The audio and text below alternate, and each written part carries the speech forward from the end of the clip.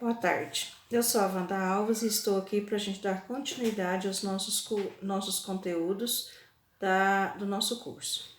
Bom, anteriormente a gente já falou um pouco sobre quais são, o que era, né, a BNCC, o que são as competências gerais, o que são essas habilidades, metodologias ativas que vem imbuído dentro dessa BNCC do novo currículo referência. Falamos diretamente um pouquinho também do que é o currículo referência de Minas e hoje a gente vai dar continuidade falando do currículo da educação integral e do porquê, né, das metodologias ativas. Bom, o currículo ele é entendido como um conjunto de atividades e também de experiências das crianças e dos jovens que resultam nas aprendizagens estabelecidas para uma etapa escolar, da escolaridade. O que quer dizer isso? Mais do que uma definição das aprendizagens essenciais que estão colocadas, né, no currículo, tomando a BNCC como referência, inclui também todas as decisões que estão dentro da organização e do tratamento dos conteúdos, como esses conteúdos deverão ser tratados, né, organizados dentro de cada etapa escolar, as metodologias que serão utilizadas durante toda a educação básica, os recursos, né, que a gente vai utilizar, a questão do currículo também, a questão da educação continuada dos professores, que ela é muito importante, sem ela a gente não teria como avançar, né, e principalmente nesses novos documentos orientadores, a gente precisa de uma análise, de um estudo, de uma reflexão, para que a gente possa desenvolver da melhor maneira, da melhor forma, esses documentos lá na prática, dentro da sala de aula, no chão da escola. E também a questão do sistema de avaliação de aprendizagem. Pensando assim, a gente foca em dois campos. Primeiro, como que eu vou agir individual e coletivamente falando de autonomia, responsabilidade, flexibilidade, resiliência e determinação. Para que eu possa ter tudo isso, né, todos esses aspectos contemplados, eu tenho de tomar decisões baseadas em alguns princípios que estão colocados, estão postos dentro da BNCC e também do novo currículo referência de Minas. Quais são esses princípios? Os éticos, né, os democráticos, inclusivos e solidários. O que isso quer dizer? Que para que nosso aluno possa desenvolver essa autonomia, essa questão da responsabilidade, não só aluno, para que eu também, né, me mantenha dessa forma, questão da flexibilidade nossa na hora do desenvolver das nossas atividades, eu tenho de ter todos esses princípios imbuídos, porque senão já não vou conseguir, certo? Então, o que é o currículo e o que é a educação básica? A concepção de educação básica não, educação integral. Concepção de educação integral, gente, nos permite considerar a questão da hierarquização dos saberes, que quer dizer garantir a construção a partir de diversas dimensões humanas, porque o meu aluno, ele não é apenas meu aluno, ele é um ser integral, ele é uma pessoa inteira. Ele mesmo estando dentro da escola, na minha sala de aula, no meu horário de aula, ele não vai deixar de ser filho, não vai deixar de ser cidadão, não vai deixar de ser cliente, paciente, né? A criança que vai lá na vendinha comprar alguma coisa, ou a pessoa que precisa de um médico, ou vai na fila de um supermercado. Então, eu tenho que pensar que meu aluno, ele tem que ter dentro do currículo, daquilo, né, que vai ser proposto para essa educação formal dele, tem que estar colocado pensando em todos esses aspectos. Que quando eu penso nessas diversas, né, dimensões humanas, cognitivas, afetivas, sociais, o que acontece? Eu consigo pensar nele como ser integral. E pensando nele como ser integral, eu vou conseguir trazer junto às minhas atividades, juntos, né, o meu planejamento, soluções, né, que ele vai levar para a vida toda, que ele vai levar para além do muro da escola, que ele vai levar para fora da sala de aula, para dentro da casa dele, para a rua, para o encontro com os amigos, dentro da sociedade, né? Quando ele se tornar aí uma criança, que quando ele já se formar, né, como homem, se tornar um empresário, um profissional, Então ele vai ter a condição de estar resolvendo esses problemas lá fora através daquilo que eu fui colocar dentro da sala de aula. Porque eu tenho que pensar no meu aluno não como ser sozinho ali, só naquele momento. Ele não é só aquilo, ele é completo. Nós somos completos, seres sociais completos e complexos, que é o mais importante. Então eu preciso manter na minha cabeça, eu preciso perceber isso, considerar todos aqueles princípios éticos, democráticos, tudo aquilo, juntamente com essa educação integral, pensando na resolução dos problemas lá fora. E ao assumir essa proposta, então, do currículo, que foi um currículo integrado, né, a escola também está propondo, tem uma proposta de mudança, uma proposta de transformação para que as nossas crianças, para que os nossos jovens e as nossas famílias possam se sentir pertencentes a esse espaço.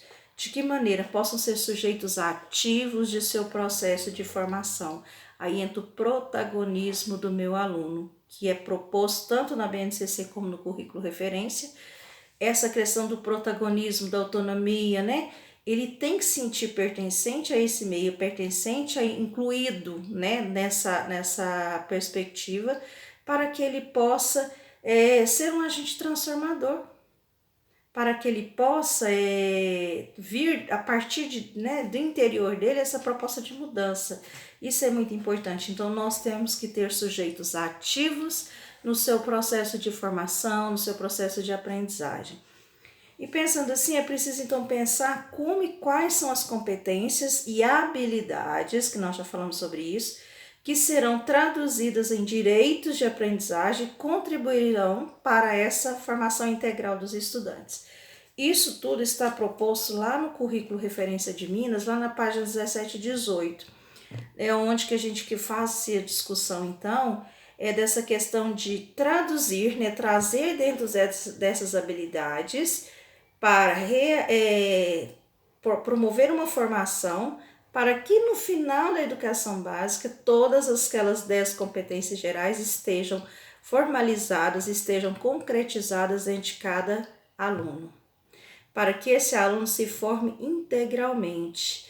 Não é pensar em tempo integral, mas em criança integral, em ser integral, integral em todas as suas dimensões, né, nas suas diversas dimensões humanas, cognitivas, afetivas, socioemocionais, né, todas elas, sociais também.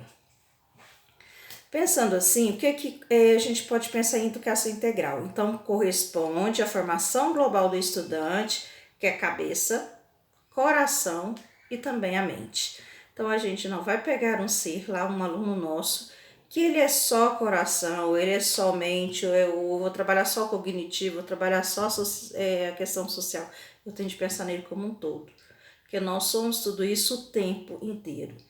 E a educação em tempo integral, ele consegue então trazer, né, pegando esse modelo de cabeça, coração e mente, refere-se então àquele modelo no qual o estudante permanece na escola por um período, seja por educação integral, seja em tempo integral ou não, ela permanece na escola e no período que ela permanece, você tem que pensar nela como ser total, como ser inteiro, como ser social.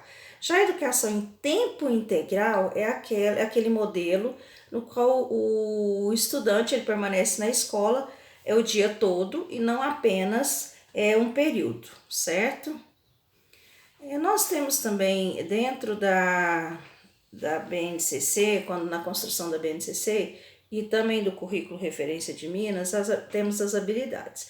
Dentro dessas habilidades, nós temos alguns tipos que vocês vão observar, né, ou observaram já no currículo Referência de Minas, que ele veio com uma proposta na BNCC e devido ao tamanho, né, a questão da área geográfica, da extensão territorial do país, a gente sabe que existe diversidades, tanto na diversidade cultural, diversidades de pessoas, né, de lugar para lugar, de vários tipos. Então, pensando nisso, cada estado, né, no nosso caso Minas Gerais, que é o currículo referência de Minas, pôde pegar essas habilidades que estavam, né, colocadas na BNCC e essas habilidades pegaram características próprias de Minas.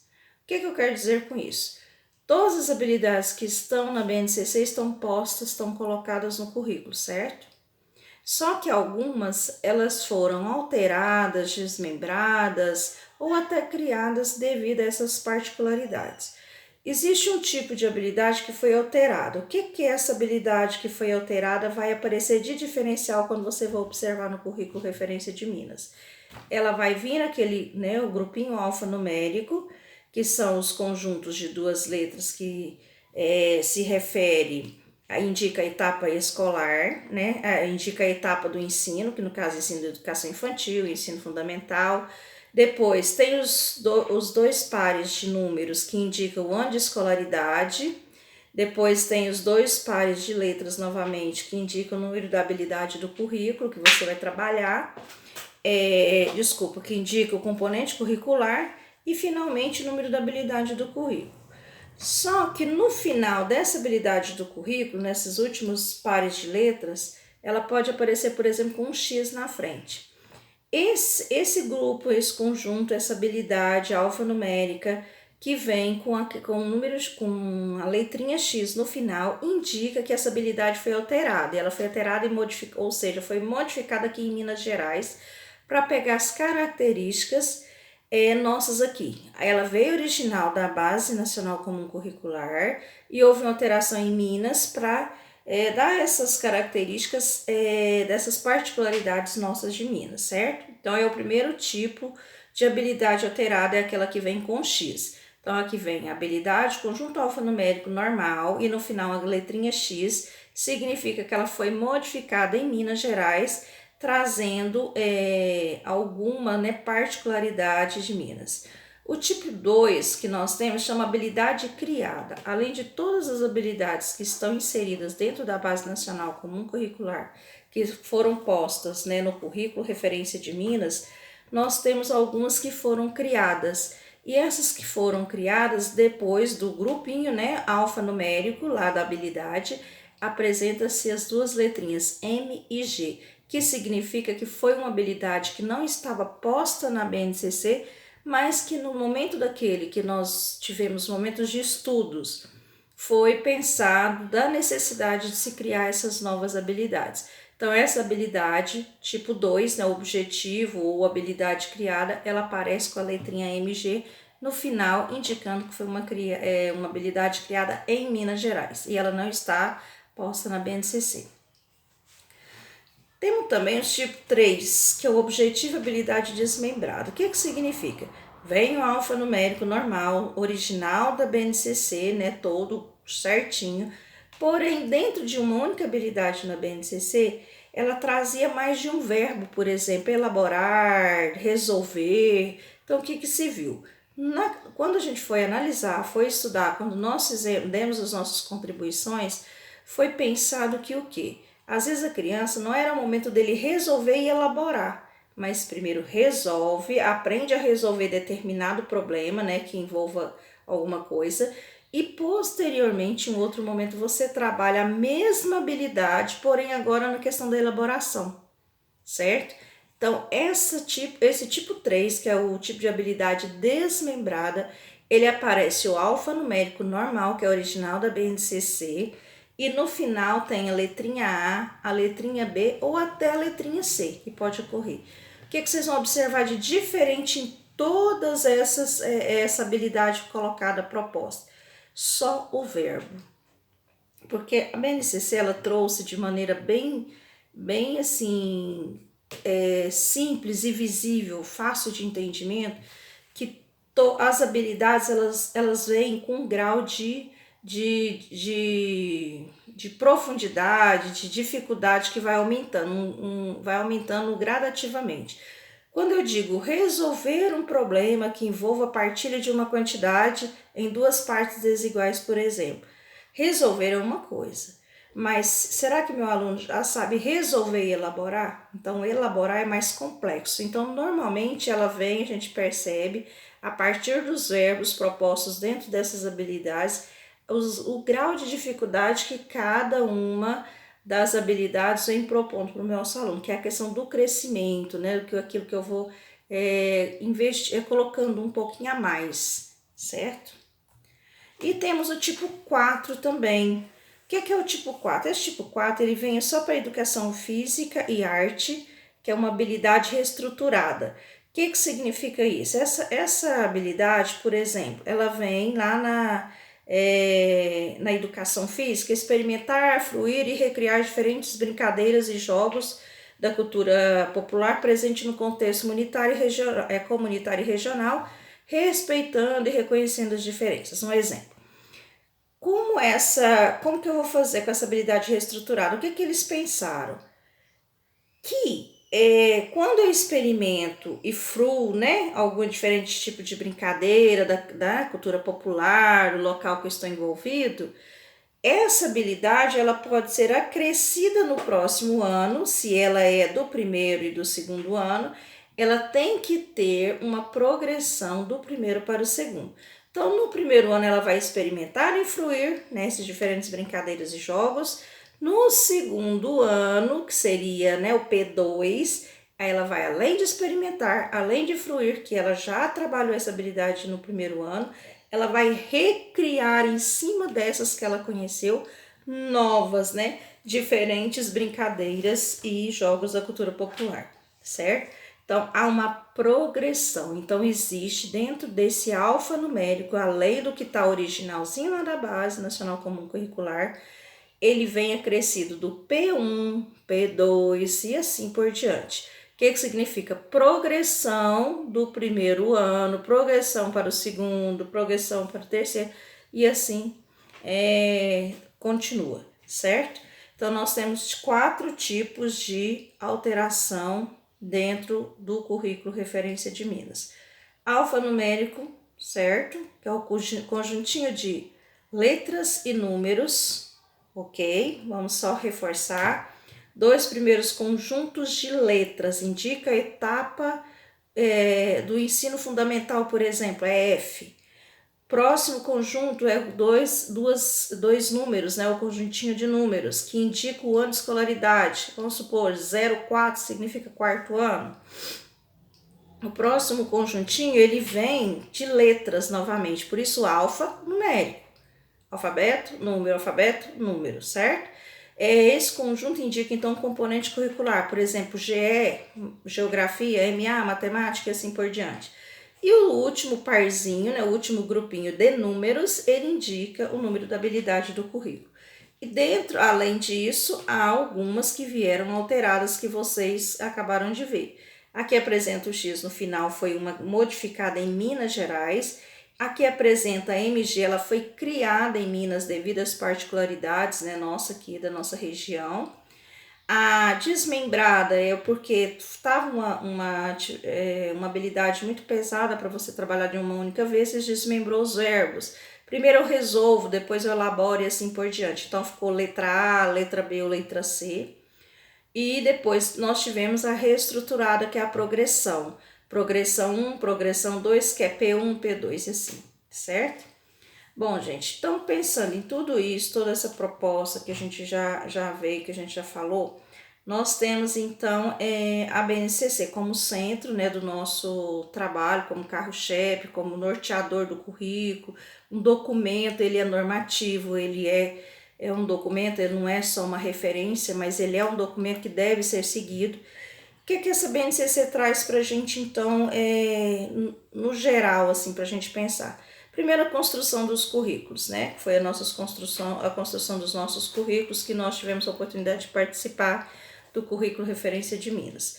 Dentro da BNCC, ela define também as aprendizagens essenciais dos alunos, que são colocadas por meio de quê? Das competências e das habilidades para as etapas e componentes curriculares. A BNCC também explicita que o aluno que se quer, qual é o aluno que eu quero formar, né? Que tipo de aluno é esse? Então, esse aluno que quer se formar, ele está traduzido dentro das competências gerais, que é aquele aluno que vai chegar lá no final da educação básica com a formação integral, certo? E isso preocupa, falando em competências gerais, a gente percebe claramente a preocupação com o desenvolvimento integral, com o desenvolvimento da pessoa como ser total, certo? E traz para a gente também, estabelece alguns parâmetros de igualdade e equidade, certo? Igualdade, né, diferente de equidade, e também a questão dos currículos que quando ele foi elaborado, quando ele foi pensado, se preocupou também com essa questão da equidade, né, de trabalhar, oportunizar para todos, que se tenha condição de uma aprendizagem realmente, certo? Dentro da nossa sala. Isso através do quê? Das metodologias ativas, que as metodologias ativas são práticas que proporciona o desenvolvimento integral do aluno por meio da prática dele, do envolvimento, do fazer. Ele não é aquela pessoa passiva, o meu aluno se torna ativo e protagonista do seu próprio conhecimento. Então, quando a gente, ao ler nessas 10 competências de educação básica, a gente identifica, assim, algumas diferenças entre o aluno de ontem e o aluno de passivo de anos atrás e os alunos que nós encontramos agora. Nesse atual momento histórico, né, demanda também alunos que têm uma outra visão de mundo. Por quê? Para lidar crítica e eticamente, né, com um ritmo mais dinâmico e com todos os avanços tecnológicos propostos que estão aí, né, tá no dia a dia, tá na nossa vida. Embora a BNCC não defina apenas uma metodologia de ensino, no caso a metodologia ativa, a metodologia de ensino, a formação desse aluno caracterizado dentro dessas 10 competências gerais só pode ser alcançado por meio das metodologias ativas. E por isso é muito importante entender o que é metodologia ativa, como ela pode ser colocada no meu planejamento, como eu posso trabalhar ela no dia a dia. Então, o que essa metodologia ativa vem, né, trazendo para a gente? Há algum tempo, os educadores, de uma forma geral, sentiram que é preciso redimensionar as práticas de ensino, haver uma mudança. Isso não é nada de novidade, gente. A gente já trabalha com metodologia ativa há muitos anos, só que a gente não dava, né, esse nome, não vinha com essa pegada mais intensa, né, com essa questão assim, com essa proposta mais eficiente no processo de ensino-aprendizagem. Então, para que essa redimensão das práticas de ensino, essa transformação surgisse, dentro desse cenário educacional, os pressupostos da metodologia ativa, os quais se apresentam mudanças relevantes não só nas técnicas de ensinagem, mas também nas concepções de ensino, nos paradigmas didáticos, no papel do professor e do aluno, entre outros, surgiu, né, requer que esse professor saia de cena, entre aspas, né, não é sair totalmente, mas que ele deixe o aluno agora fazer parte dessa aprendizagem, que ele seja realmente protagonista da sua história.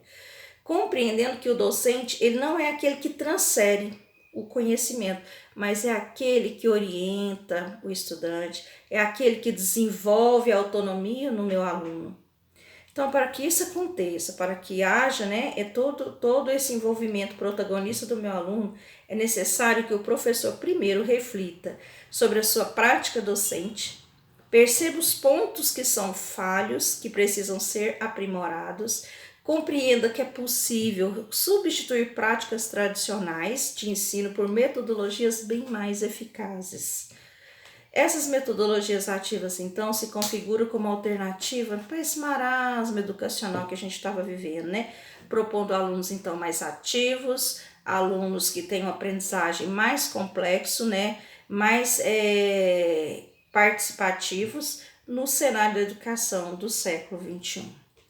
Então, a Base Nacional Comum Curricular determina que, então, essas aprendizagens essenciais para a formação do aluno por meio de competências e habilidades podem e devem ser desenvolvidas através das práticas com as metodologias ativas.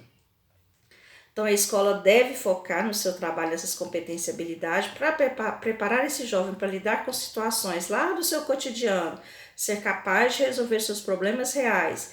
E essa postura vai demonstrar que ainda um alinhamento com as tendências educacionais que enfatizam a importância de colocar esse aluno como protagonista, de sendo assim um agente ativo em seu processo de ensino-aprendizagem por meio, por exemplo, das atividades educativas extra-classe, no caso, por exemplo, vamos dar um exemplo de metodologia ativa, a sala de aula invertida.